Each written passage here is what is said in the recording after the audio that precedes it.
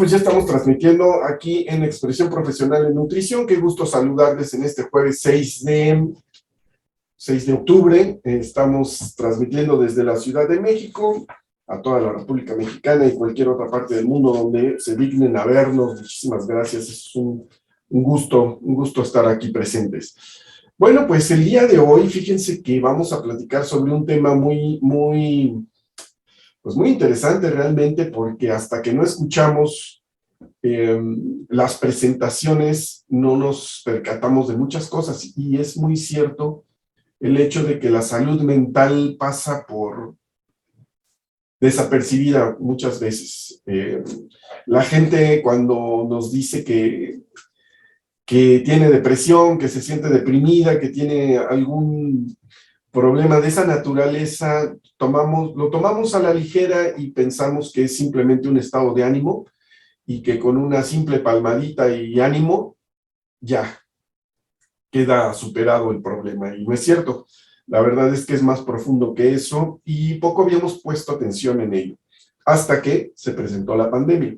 Y entonces, en un confinamiento nos dimos cuenta que la gente tenía necesidades, y esto corresponde justamente a lo que la OMS ya había determinado como concepto de salud. El concepto de salud, que anteriormente se vinculaba eh, con un estado físico estable, sin problemas, sin enfermedades, pues cambió, y entonces el nuevo concepto tiene tres vertientes muy importantes. Una es la salud física, la otra es la salud mental, emocional, y la social, una salud social. Y esto es bien importante porque efectivamente en la pandemia pues nos dimos cuenta que la parte social se vio fracturada de alguna manera por no estar presencialmente en los eventos, en los acontecimientos del día a día, y pues eso causó estragos en muchas personas que aparentemente no nos dimos cuenta, pero sí sucedió. Y si a eso le agregamos que hubo pérdidas de seres queridos, entonces pues se agravó un tanto más esta condición emocional, mental, que repercutió en conductas y, bueno, pues en eso, en estados de ánimo, de depresión y demás. Y pues no somos ajenos, es parte de nuestro día a día, es parte de nuestras personas, de nuestras familias, de la gente que queremos, que está vinculada a este tema, ¿no? Y pues justamente el próximo 10 de octubre se va a celebrar o conmemorar, mejor dicho, conmemorar el Día Mundial de la Salud Mental, algo en que desde la OMS a los gobiernos pues ha ido en creciente preocupación por la alta tasa de suicidios, el alto índice de suicidios y de depresión en varias circunstancias. Y es que es curioso. Esperemos que Facebook no nos haga la jugarreta de que nos censure por mencionar algunas palabras, y porque vamos a presentar, no imágenes, pero sí conceptos y narraciones por parte de los especialistas que pues están vinculadas con eso, con sucesos en los que la gente pues atenta contra su vida, y eso es lo que justamente el algoritmo de Facebook no nos permite que se mantenga. Esperemos que no haya ningún problema y que estemos ahí. Muy bien. Y bueno, pues tuvimos la oportunidad de acudir a una conferencia de prensa que se realizó el día 4 de octubre, perdón. Es que me enfermé, fíjense ustedes que me enfermé, que no sé por qué razón, el domingo amanecí medio agripado, como con un resfrío, y se fue agravando, se fue deteriorando, y el lunes pues yo ya estaba asustado y me fui a hacer mi prueba COVID. No es COVID, afortunadamente, pero pues sí estamos medio agripados. Entonces, ustedes disculparán lo mormado. Pero, les decía yo, el día martes 4 de octubre, acudimos a una conferencia de prensa que fue en el marco mundial de la salud mental, y pues es hacer un llamado al bienestar y prioridad social, ¿no? fíjense esto, de estigmatizar a una persona que presenta una condición de salud mental puede llevarla a tener una baja autoestima y una menor calidad de vida. Y sí es cierto, es que no nos damos cuenta, pero cuando presionamos a la gente diciéndoles, oye, ¿cómo que te sientes mal? ¿Cómo que estás deprimido? No, no, no, ándale, levántate, vamos a, anímate, vamos. Y lo obligamos a hacer actividades que, pues, que no quiere, porque pues, su condición y su estado de ánimo no se lo permiten, lo hace de manera obligada y bueno, pues estamos dañando más esta situación en la que no nos percatamos. La verdad es que lo pasamos por alto y así somos los mexicanos de alguna manera, ¿no? En México, menos del 20% de quienes sufren un trastorno afectivo buscan algún tipo de ayuda. Fíjense nomás, este dato es muy, muy interesante porque dice, tardan hasta 14 años en hacerlo, y esto es derivado al estigma. O sea, una persona que hoy diga, creo que tengo o ansiedad o depresión, me siento mal, no estoy de estado de ánimo, se lo dice a sí mismo, pero no se lo va a decir a los demás y puede tardar hasta 14 años para decidirse ir a una consulta e ir a atenderse ese problema que trae. Imagínense, 14 años, es demasiado. Esto quiere decir que si lo hago el día de hoy, como les decía, quiere decir que para el 2000, estamos en el 22, sería en el 36.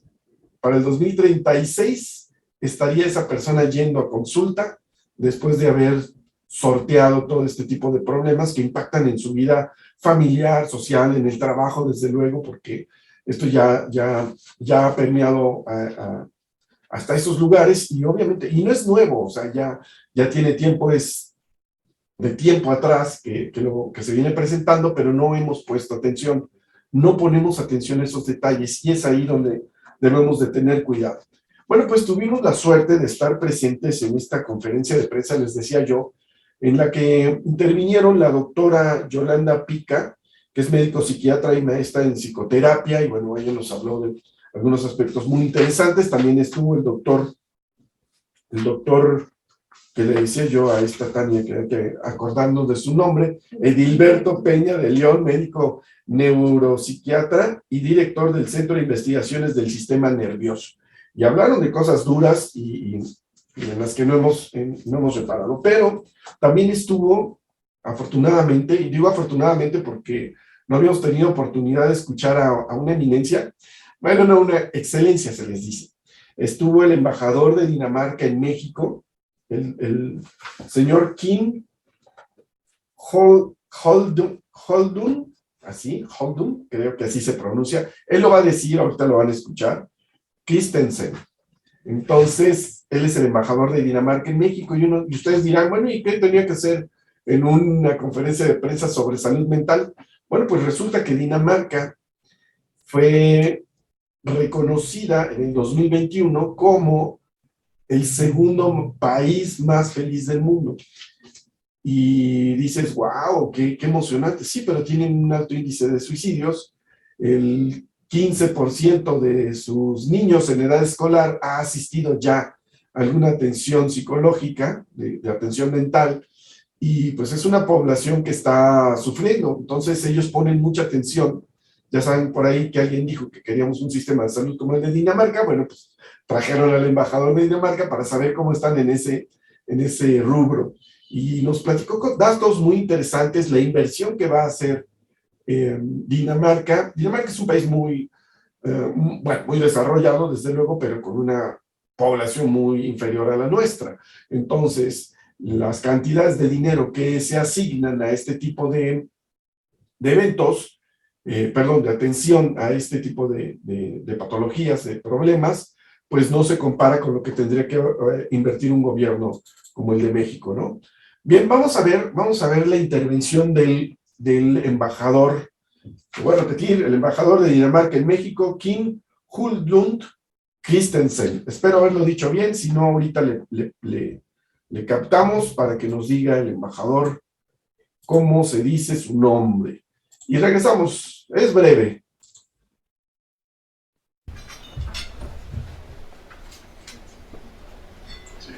Muchas gracias, Sara. y al equipo de Lundbeck por la invitación. Muy buenos días a todas y todos. La salud mental es un tema tan importante hoy en día y aún más en el marco de su Día Mundial. Soy Kim Højlund Christensen, el nuevo embajador de Dinamarca en México, con apenas un mes aquí, recién llegando de Vietnam, como dijo Sara, donde también era embajador. Pero Latinoamérica no es un territorio ajeno a mí, puesto he sido embajador en Brasil y Chile también. Y por lo que estoy familiarizado con la región y el idioma español, y también es un placer volver a compartir con ustedes los siguientes 4 años. Pero suficiente de mí y ahora vamos a hablar del tema que nos interesa a todos. Siguiente diapositiva, por favor. Actualmente, y con la reciente pandemia, la salud mental debe ser un tema prioritario a nivel mundial. Casi 1.000 millones de personas están atravesando por trastornos relacionados, lo que representa más del 10% de la población mundial, incluso en Dinamarca, que en el 2021 fue considerado el segundo país más feliz del mundo en el World Happiness Report. El 8% de los daneses sufren algún grado de depresión y no solo adultos tenemos ansiedad o depresión. El 15% de los niños en edad escolar han recibido tratamiento por algún problema de salud mental. Y falta contabilizar los que no se diagnostican por el estigma social. Tenemos barreras que se deben romper en Dinamarca y en todos los países. Entre las principales barreras están la falta de recursos, la demora en el diagnóstico, el tratamiento no apropiado y la estigmatización al tema que provoca una falta de conciencia. Siguiente, por favor. Esto nos hace preguntarnos cuál es el enfoque que Dinamarca da a la salud mental. Hay experiencias danesas que se pueden usar en México. Un gran objetivo es reducir el estigma, hablando abiertamente sobre el tema con la familia, la pareja, los seres queridos, los colegas, ya que nadie está exento de ellos y debería ser tan sencillo como hablar de una migraña. Si podemos dejar atrás el estigma, podemos también garantizar el diagnóstico y sobre todo el tratamiento oportuno y adecuado. Es un trabajo duro, pero en Dinamarca estamos progresando. El tratamiento en Dinamarca tiene un enfoque holístico que implica no solo a la persona, sino también a la familia, la vida laboral y su entorno. Nos enfocamos en que la mayoría de los tratamientos sean ambulatorios, es decir, sin necesidad de internamiento, y se otorgan en el entorno local para facilitar el acceso del paciente, preservar su calidad de vida y así sus actividades diarias. Los tratamientos pueden incluir desde terapia conversacional y terapia cognitivo-conductual hasta, en casos más graves, medicamentos durante distintos periodos. A menudo se usan combinaciones de estos enfoques para garantizar la mejor atención. Como nos podemos dar cuenta, para el gobierno danés la salud mental es una gran prioridad, por lo que se destinan 600 millones de coronas daneses, alrededor de 69 millones de dólares al año para la psiquiatría. Y estoy gustoso de compartir con ustedes la siguiente noticia recién sacada del horno, y es que el gobierno ha publicado hace solamente un mes el nuevo plan integral a 10 años para mejorar la atención psiquiátrica y salud mental. Este plan es gradualmente fortalecer el sector, agregando al presupuesto 500 millones de coronas daneses, alrededor de 65 millones de dólares, cada año por los próximos 10 años, como pueden ver en la asignación de recursos. Este plan tiene 19 objetivos enfocados en 5 áreas. Las áreas en cuestión son las siguientes: fácil acceso para niños y personas jóvenes con alteraciones o trastornos mentales, fortalecer esfuerzos para las personas con trastornos mentales, incrementar la información y disminuir la estigmatización en la comunidad, fortalecimiento de la atención por distintos profesionales de la salud mental y finalmente mejorar el campo de investigación psiquiátrica, sobre todo en la prevención y tratamiento de los trastornos mentales. Como pueden darse cuenta, se tiene un plan estructurado y robusto a seguir durante los siguientes 10 años en Dinamarca con el objetivo de mejorar la salud mental en nuestro país. Como lo menciona nuestro ministro de Salud, Magnus Heunicke, y con esto me despido, en Dinamarca nos esforzamos en mejorar la salud mental de todas, derribar el estigma asociado y garantizar la prevención y el tratamiento oportuno. También ofrecemos el acceso libre y igualitario al tratamiento psiquiátrico para todas las personas. Muchas gracias por su atención.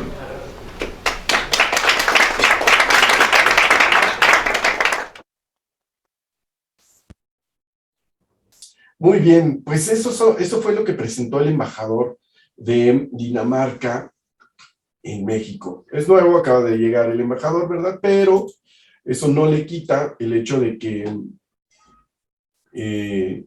pues bueno, haya aportado su granito de arena con esta información que me parece genial. Y sí tiene un trasfondo en el que estuviera ahí el embajador de Dinamarca, lo vamos a escuchar más adelante, pero el hecho es que nos da datos interesantes, siendo el segundo país más feliz del mundo, tienen problemas.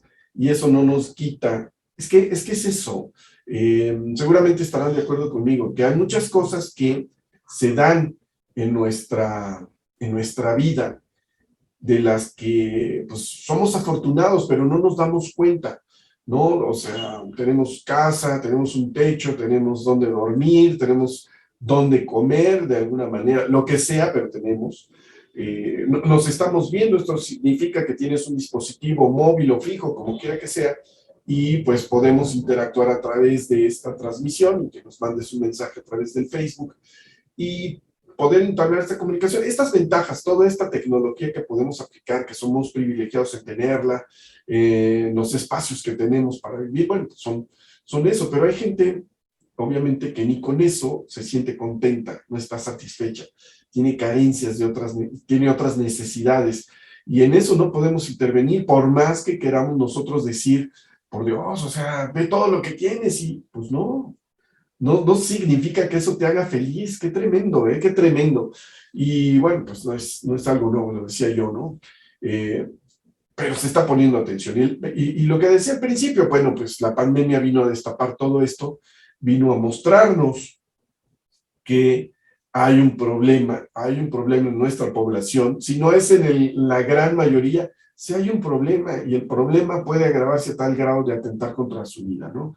Eso es muy grave.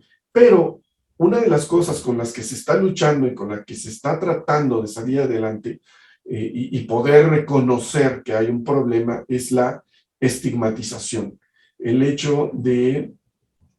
Bueno, vamos a dejar que la doctora Pica nos diga, Yolanda Pica, nos diga esto de la estigmatización. Vamos a colocar aquí nuestro video para poder reproducirlo, ya está.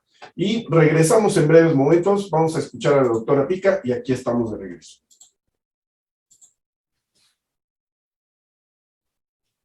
Buenos días, pues agradezco mucho que estén aquí y bueno, es un gusto escuchar a Sara y al embajador.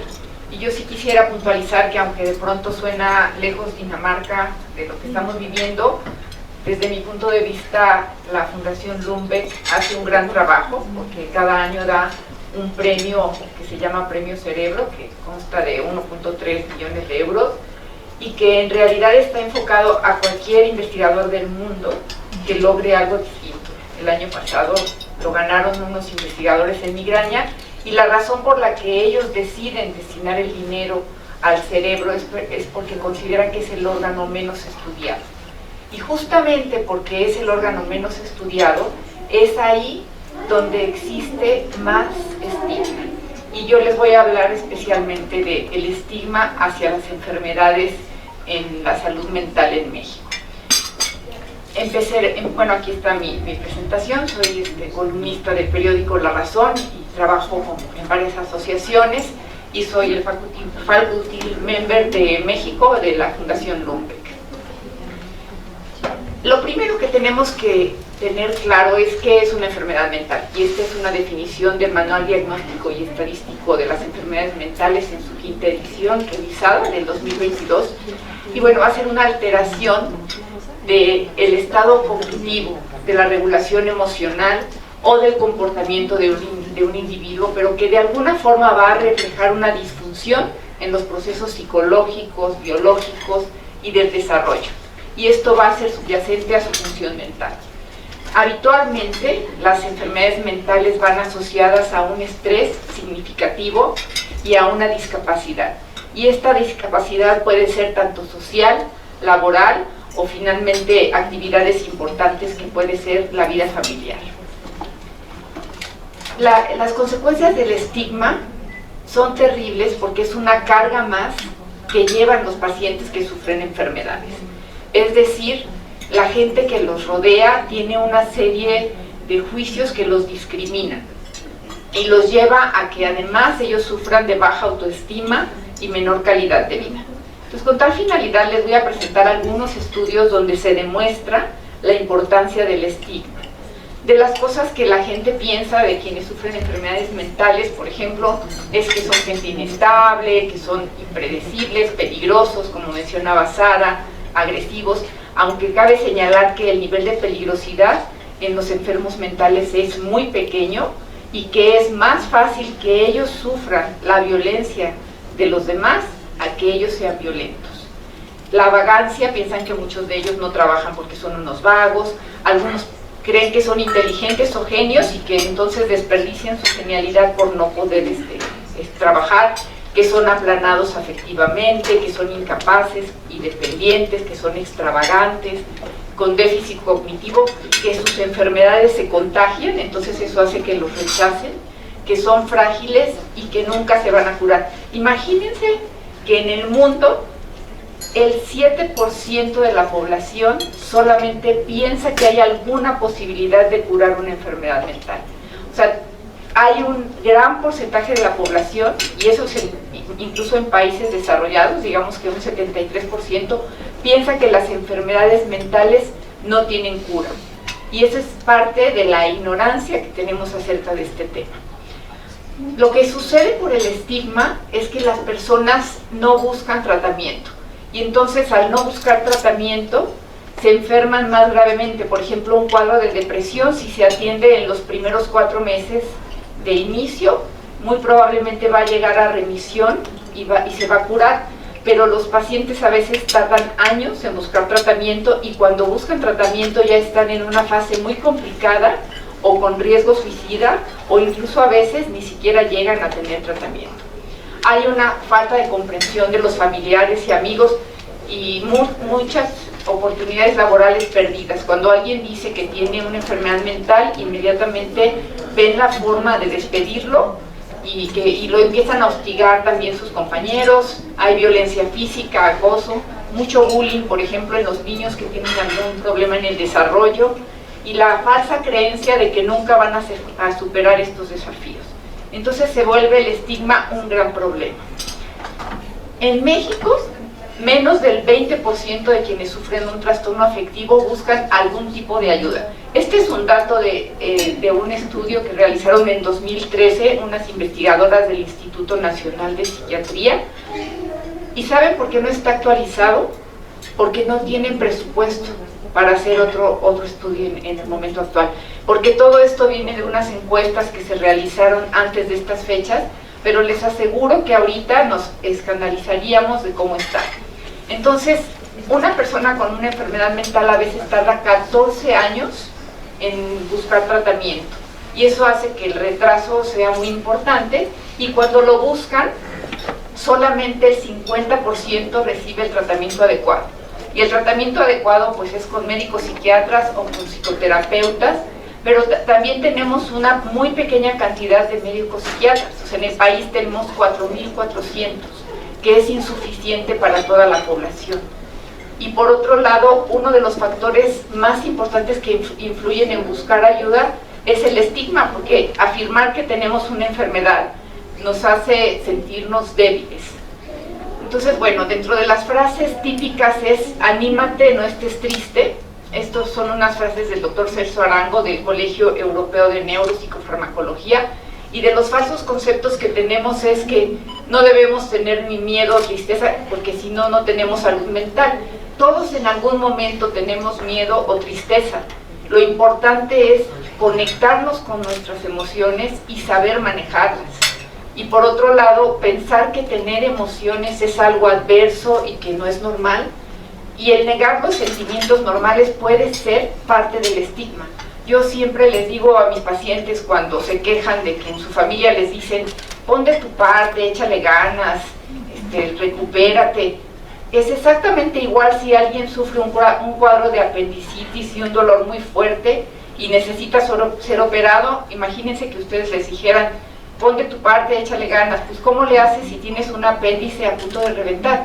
Y las enfermedades psiquiátricas son exactamente igual, porque tienen una base neurológica de una serie de neurotransmisores y de transmisiones eléctricas que no se pueden controlar por la voluntad, porque si así fuera, pues nadie se enfermaría nunca.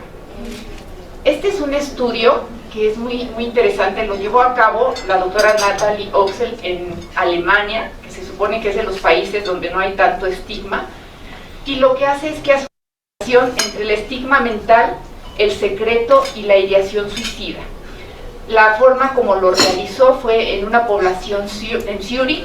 Entonces, con llamadas telefónicas hicieron una detección de pacientes que sufrían depresión.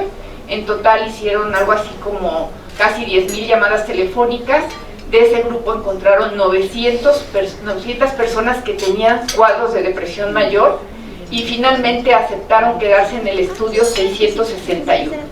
Y lo que ellos decidieron medir fue cómo se manejaba el estigma mental, el secreto, y qué tanto llevaba esto a ideación suicida.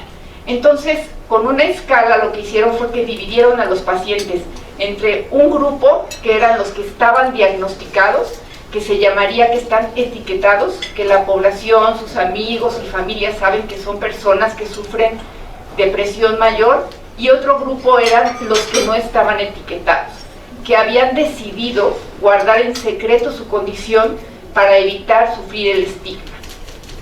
Entonces, estos etiquetados reportaron tener con mayor frecuencia ideación suicida y sentimientos de desesperanza. Uno se imaginaría que alguien que ya inició un tratamiento tendría que estar mejor, pero sin embargo la etiqueta y el estigma social y familiar los hace que se sienta que son menos. Incluso muchos de ellos habían tenido experiencias de haber estado en hospitales psiquiátricos por riesgo suicida, y en lugar de haber mejorado, su ideación suicida había aumentado.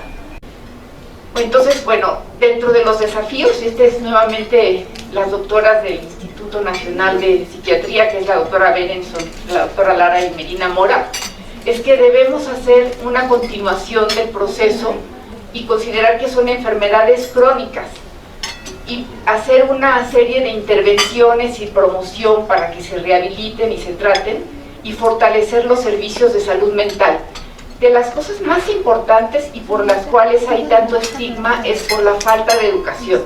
O El hacer psicoeducación es algo que nos permite tener conocimiento y entender que son enfermedades igual que cualquier otra. Y bueno, concluyendo, la OMS consideró que el estigma en la salud mental es la barrera más grande que existe en la comunidad para mejorar la salud, y la única manera que ellos consideran de romperlo es la psicoeducación. Y ya para terminar, el 16 de octubre, que es el domingo 16 de octubre, hay una organización que se llama Tenemos que Hablar, que está siendo patrocinada por las asociaciones de psiquiatría y de salud mental. Van a realizar la primera carrera en pro de la salud y el bienestar mental, que es una fundación que fue creada por una paciente que sufre trastorno bipolar, que es la Maureen Terán, y ella lo que hace es momento de que digas, y entre más gente diga que sufre enfermedades mentales, el estigma va a ir bajando, y de esa manera también la gente va a buscar información valiosa y científica. Con esto termino mi presentación. Muchísimas gracias. Ok, muy bien. Pues les decía yo, pues eso, ¿no? De decirle a la gente, pues échale ganas. Y justamente el echarle las ganas, a mí me regaña mi esposa muy seguido porque siempre le digo, tranquila, y me dice, es lo peor que le puedes decir a una mujer. Tranquila, no pasa nada. No, pues sí, la verdad es que hay que asumirlo y decir, pues sí, no es recomendable algo que no puede suceder en ese momento, ¿no? Pero bueno, muy, muy interesante. Y esto del estigma, pues, está dañando la percepción y el poder darnos cuenta. Es como taparlo, como ignorar que hay un problema en esto de la salud mental. Y yo vuelvo a hacer mi reflexión al respecto porque pues, es como esas enfermedades silenciosas como la diabetes, no la ves, no la sientes, pero ahí está, ¿no? Y en el estado emocional, pues no lo percibes, no te das cuenta. La gente puede estar riendo, sonriendo, pero por dentro puede estar de otra manera, y esos cambios de estado de ánimo pueden estarnos diciendo que algo está sucediendo, ¿no? Y si miramos la historia de esa persona, nos podríamos encontrar eventos que han detonado ese comportamiento, y viene algo muy interesante que lo van a decir más adelante, pero somos mexicanos, somos bien machos, aquí no pasa nada, y si pasa me lo aguanto, ¿no? Yo con esto de la gripe, me ha dicho mi esposa 2 veces, vamos con la doctora, y mi respuesta ha sido, no, se va a pasar, y pues no he ido. A pesar de que pues, me asusté y el lunes fui a hacer mi prueba COVID para descartarlo, ¿no? Pero bueno, finalmente, esto del estigma, pues sí, está dañando. Y es muy, muy parecido a lo que sucede en nutrición, a lo que sucede con la alimentación. Por eso es mi interés de que lo puedan ver ustedes, profesionales de la nutrición, y futuros nutriólogos, que puedan ver que hay un problema, porque eso es un trastorno que nos lleva a eso, a un problema mayor, ¿no? El hecho de comer de más, comer de menos, nos está manifestando algo, nos está diciendo algo. Los hábitos o los malos hábitos también nos están demostrando que hay por ahí una pequeña pizca de algo que no está bien. Y pues ustedes que dan consultas seguramente lo saben. Cuando ya llega una persona y les platica, ustedes ya van intuyendo hacia dónde se dirige y hacia dónde hay un problema que hay que resolver. Si a eso le aumentamos esto de la autoestima, el que no me siento bien, y la estigmatización de no reconocer los problemas porque nos van a señalar como estás loco, estás demente, las palabras que utilizamos y las frases que utilizamos para decirle a las personas que no están en sus cabales, que son decisiones que está tomando fuera de lugar, o que la van a colocar en una situación poco beneficiosa para ella, ¿no? Y entonces, bueno, pues vamos a ver ahora al doctor Edilberto Peña de León, perdón, ese es su nombre correcto. Él es psiquiatra y nos va a poner un panorama de cómo estamos en México, cómo están los hombres y mujeres por edades y por estados. Vamos a verlo, vamos a ver al doctor Edilberto de la Peña de León, para que nos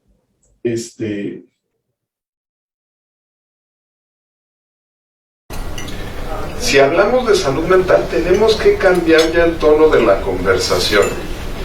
Estamos acostumbrados a hablar de tratamientos. Ahorita lo decíamos, hay estigma, hay que decir, soy portador de una enfermedad, denme tratamiento.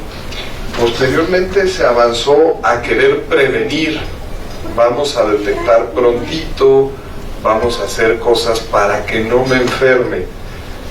Y ahora tenemos la obligación de cambiar el tono de la conversación. Salud mental es bienestar. Salud mental no es no estar enfermo. No queremos tampoco que sea prevenir que me enferme. Salud mental tiene que ser más ambicioso, tiene que ser disfrutar de la vida en mi entorno, en mis diferentes áreas de funcionamiento. Entonces, ¿se fijan cómo queremos ir creciendo el tema de salud mental en cuanto a los retos? Si lo veíamos en el estigma y que la solución es psicoeducación, tenemos que ir más a las bases en cuanto a salud mental.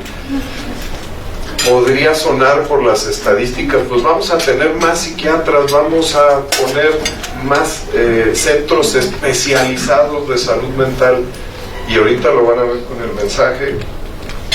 Tenemos que llevar la salud mental a las escuelas, a las casas, a las oficinas. 2017 fue salud mental en el trabajo, el lema de la Organización Mundial de la Salud Mental, de la Organización Mundial de la Salud, porque tenemos que difundir la salud mental. Ya no solo nos tenemos que enfocar en tratar y en curar. Este es el lema para este año, lo pone la Fundación, la Organización Mundial de la Salud Mental. Y lo pone y tal cual: hacer de la salud mental y el bienestar una prioridad global. Entonces ya no estamos hablando de, hey, tú tienes depresión, trátate, cúrate y vas a funcionar bien. Oye, puedes deprimirte, entonces tenlo en mente, detéctate los síntomas pronto, ve al doctor, ve al psiquiatra. Ahora no, ahora la conversación es: todos podemos vivir mejor, y si ponemos a la salud mental con vital importancia, entonces vamos a vivir mejor. Lo estamos hablando y escucharon temas acerca de la pandemia. Editorialistas en cuanto a especialidad de salud mental han dicho que en la pandemia debutaron las enfermedades mentales que iban a estar en los siguientes 10 años. O sea, si yo me iba a deprimir en 5 años que hubiera fallecido mi madre, pues ahora me deprimí, y nos deprimimos y nos pusimos ansiosos y tuvimos problemas de insomnio, de alimentación, de adicciones, de forma masiva. Así como vieron que se reventaron los servicios de salud para poder atender los temas respiratorios, en estos meses y años posteriores estamos reventando los servicios de salud mental y no alcanzamos. Ahorita Yolanda les hablaba de la estadística de psiquiatras.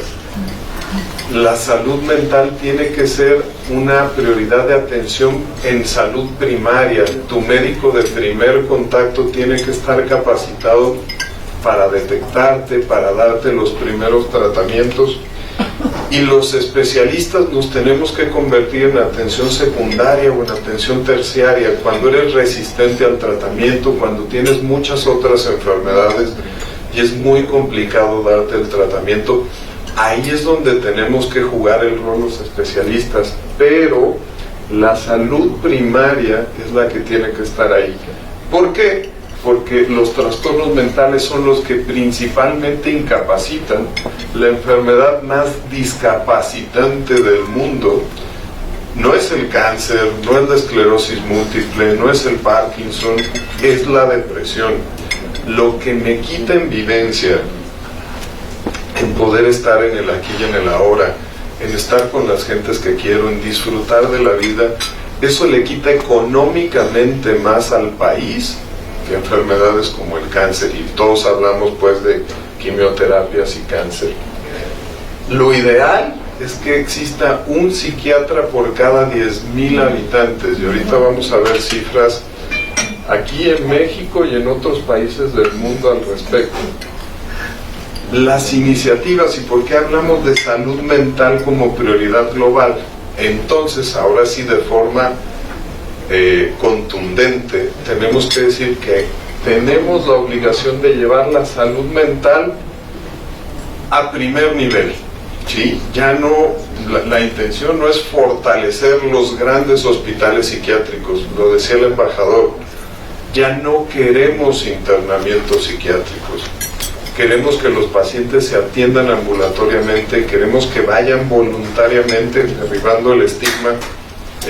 La costumbre es que los llevemos de las orejas al doctor, queremos que ahora vayan voluntariamente, que platiquen de sus síntomas, que podamos servirnos de trabajo social, de visitas en casa, de psicoeducación, ahora de tecnología de videos, para que podamos ir mejorando mi cuidado a la salud mental, responsabilizar a los pacientes y responsabilizar a la familia y a sus círculos que son importantes en mantener la salud mental. Ya no focalizarnos en el trabajo del doctor, oye, te voy a mandar una medicina y esta medicina es buenísima y te va a curar. Si lo queremos poner en estadísticas, el estilo de vida, dormir reparadoramente, tener una dieta de estilo mediterráneo, hacer actividad física 4 veces a la semana y aprender técnicas de manejo del estrés, eso me da el 30% de curación de un episodio depresivo, de un episodio de trastorno de ansiedad. Las recetas de nosotros, especialistas en salud mental, tenemos la obligación de comenzar por prescribirle el estilo de vida de salud mental a los pacientes y luego psicoterapias y luego tratamientos farmacológicos. Tenemos que fortalecer la comunidad. Lo veíamos ahorita con el estigma. Si no derribamos el estigma, va a ser mucho más difícil que existan centros comunitarios, centros donde yo pueda hablar de mi problema de salud mental, grupos de apoyo que no sean vistos como alienados, sino como parte de una herramienta más que yo puedo utilizar para sentirme mejor. Y sobre todo sitios especialmente de riesgo. Prisiones, hospitales, el 14% de los que están internados en un hospital por otra causa tienen comórbidamente un problema de salud mental. Entonces, prisiones, escuelas, lo vemos todos los días en las noticias, estos temas de violencia en las escuelas, de cyberbullying, incluso de acceso a armas y de violencia, son sitios especiales donde tenemos que poner más foco y más inversión en salud mental.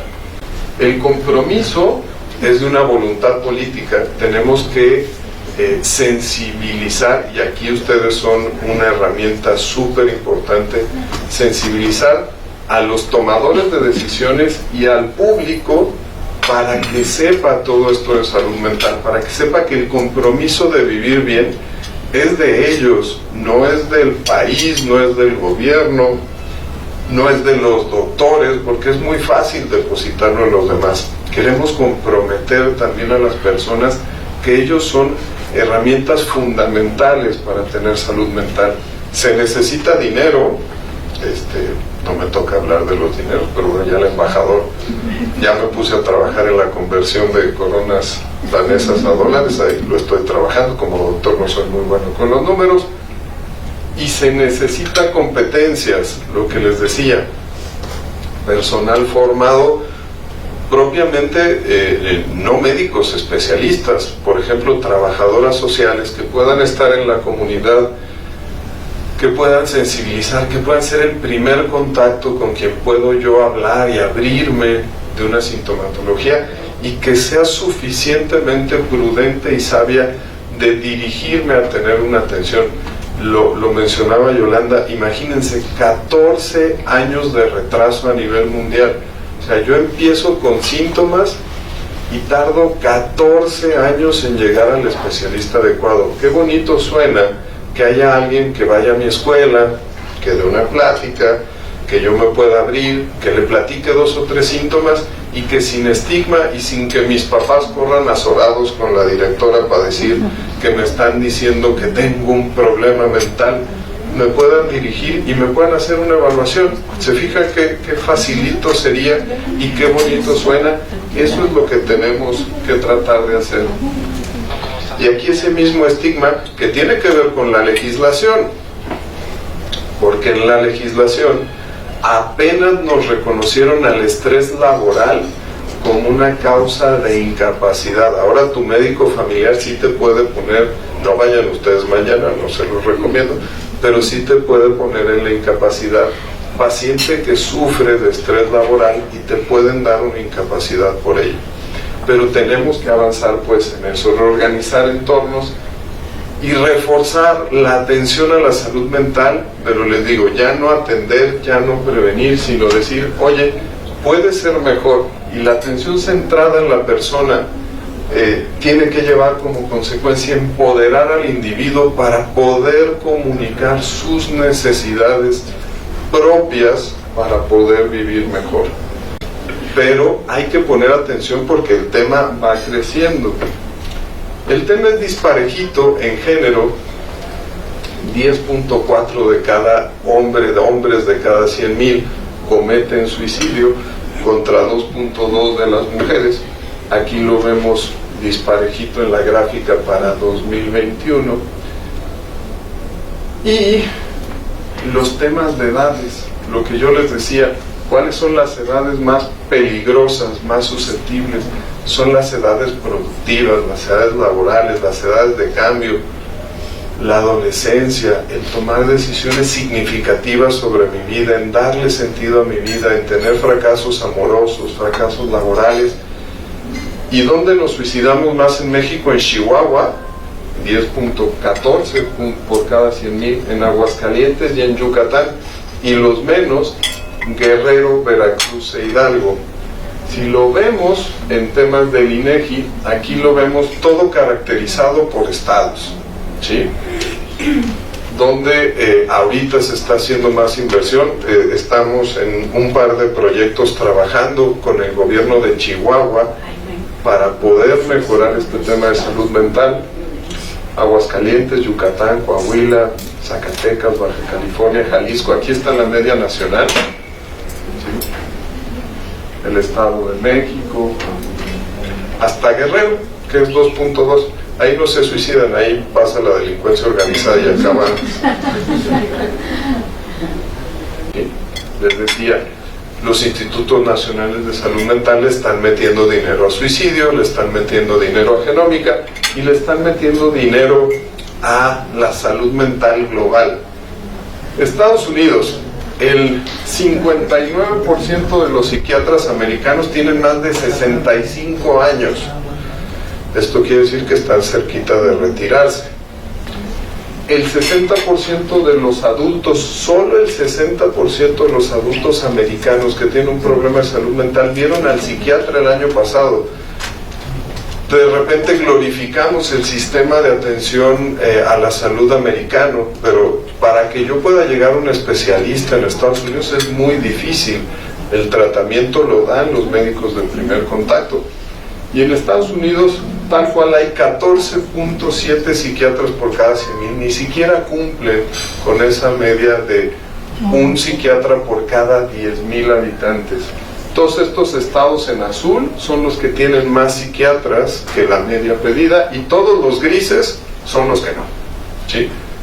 Estados Unidos entonces tiene tiempos de espera de meses para una cita con el psiquiatra, citas de 15 minutos y una sobrecarga, un burnout, un desgaste de los médicos muy importante.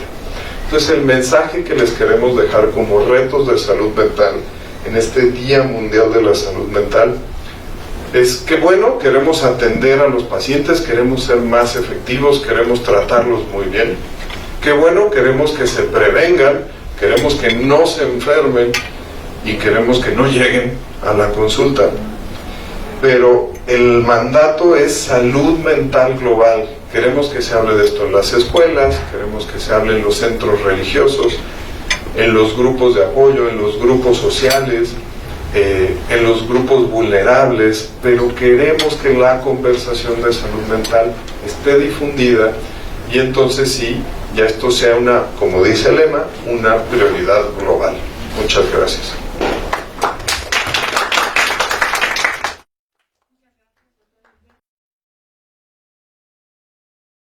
Es un problema que estamos viviendo en nuestro país y en el mundo, y hablan mucho también sobre la tecnología, justamente lo que estábamos haciendo, porque ahora pues las nuevas generaciones ya están vinculadas, parece que nacieron con estos dispositivos móviles y ya es difícil. No sé si ustedes han visto algunos videos del comportamiento. Yo vi el otro día uno muy impresionante de un chico de 12 años, creo, que su mamá, pues por su comportamiento, su mamá le prohibió el celular, destruyó la casa, destruyó televisiones, pantallas del baño, bueno, destruyó todo por el simple hecho que su mamá le prohibió el celular, y eso habla del mal manejo de la frustración. No estamos creando ciudadanos capaces de lidiar con la frustración, no estamos capaces, no estamos siendo capaces de educar. Pues yo no soy papá, pero estoy viendo que los papás no son capaces de educar a sus hijos con los pues, mínimos valores que se requieren para una convivencia social. O sea, a mí me sorprende cuando voy a las plazas comerciales cómo soy aventado, porque ese es el hecho.